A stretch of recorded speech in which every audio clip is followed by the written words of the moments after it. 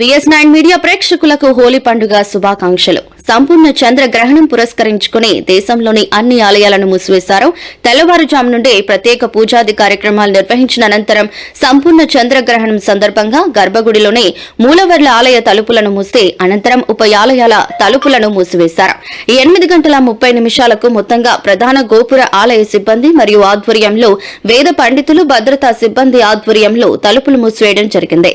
తిరిగి రాత్రి 7 గంటల తరువాత ఆలయ తలుపులు తెరిచి ఆలయాన్ని శుద్ధి సంప్రోక్షణ కార్యక్రమాలు నిర్వహించి అనంతరం భక్తులకు రాములవారి దర్శనానికి అవకాశం కల్పించనున్నారు. ఈ సందర్భంగా ఆలయ వేద పండితులు కృష్ణమాచార్యులు చంద్రగ్రహణ సందర్భంగా పాటించవలసిన నియమాలను తదితర విషయాలను తెలియజేశారు. ఎస్టీజీ కృష్ణమాచార్యులు రామాలయ వేద పండితులు. శ్రీరామాయ నమః. శ్రీమతే రామానుజాయ నమః. పాల్గొన పూర్ణిమ ఈనాడు చంద్రగ్రహణాన్ని పురస్కరించుకుని ఆలయంలో భద్రాచల సీతారామ స్వామివారి దేవస్థానంలో మనకి స్వామివారి యొక్క ఆరాధనాదులన్నింటినీ కూడా ఈనాడు తెల్లవారుజామున 3 గంటలకు ప్రారంభించి సుప్రభాతాదులన్నీ చేసుకుని ఆ తర్వాత ఆరాధన సేవాకాలము తర్వాత భక్తులకు దర్శనాన్ని చేసి మాధ్యానికమైనటువంటి ఆరాధనను కూడా పరిపూర్తి చేసుకుని 8:30 గంటలకు ఆలయ కవాట బంధనం చేయడం జరుగుతున్నది. అలాగే 6:47 వరకు మనకి కేతుగ్రస్తమైనటువంటి చంద్రగ్రహణం ఉండటం వల్ల మనకి సాయం సమయంలో 7 గంటల తర్వాత శుద్ధి కార్యక్రమాలన్నీ పూర్తి చేసుకుని ఆ తర్వాత దర్బారు సేవ వసంతోత్సవానికి సంబంధించినటువంటి అంకురారోపణను కూడా చేయడం జరుగుతుంది.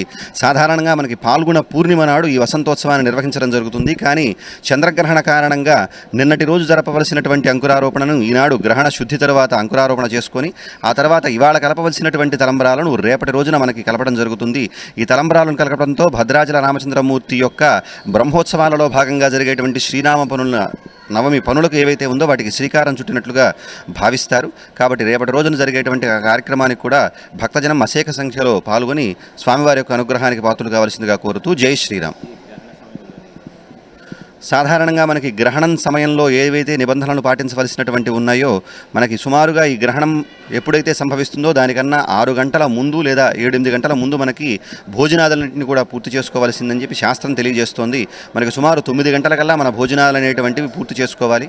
అలా అయితే ఈ నియమం అనేటువంటి ఆరోగ్యకరంగా ఉన్నటువంటి వారికి మాత్రమే, తర్వాత ఆరోగ్యం బాలేనటువంటి వారికి, వృద్ధులకు, చిన్నపిల్లలకు సుమారు 12 లేదా 1 గంట సమయంలో కూడా ఈ భోజనాదులను కూడా మనం చేసుకోవచ్చు. అయితే మనకి గ్రహణం మనకి ఎప్పుడైతే కనిపిస్తుందో ఆ సమయంలో మాత్రమే నియమాలను పాటించాలని మనకి తెలియజేస్తోంది శాస్త్రము. అయితే మనకి 3:22 సుమారు ఆ చిల్లరికి మనకి గ్రహణం సంభవించినప్పటికీ కూడా ఎప్పుడైతే చంద్రోదయం అవుతుందో మనకి కనిపిస్తుందో అప్పుడు బింబం కనిపించినటువంటి సందర్భం నుండే మనకి గ్రహణం యొక్క ప్రభావం మన మీద ఉంటుంది. కాబట్టి ఈ సమయంలో చేసేటువంటి స్నానాదులు అలాగే పట్టు స్నానము, విడుపు స్నానము, జపము మొదలైనటువంటివన్నీ కూడా చాలా విశేషమైనటువంటి ఫలితాలు ఇస్తాయని మనకి శాస్త్రం తెలియజేస్తోంది.